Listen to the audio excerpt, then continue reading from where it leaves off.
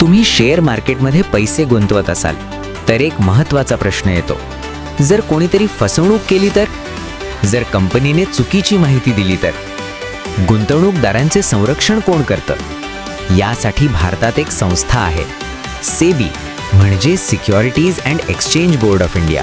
ही भारत सरकारने स्थापन केलेली संस्था आहे. शेअर मार्केटमध्ये नियम बनवणे आणि गुंतवणूकदारांचे संरक्षण करणे हे सेबीचे मुख्य काम आहे. समजा शेअर मार्केटमध्ये कोणतेही नियम नसते तर अनेक कंपन्या लोकांची फसवणूक करू शकल्या असत्या. म्हणूनच सेबी मार्केटवर लक्ष ठेवते. सेबी अनेक गोष्टी नियंत्रित करते. उदाहरणार्थ stock exchange, broker, mutual fund कंपन्या आणि लिस्टेड कंपन्या.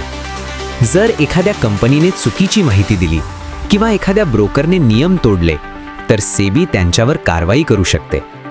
सेबीमुळे शेअर मार्केट अधिक पारदर्शक आणि सुरक्षित बनते. म्हणूनच गुंतवणूकदारांना शेअर मार्केटमध्ये विश्वासाने गुंतवणूक करता येते.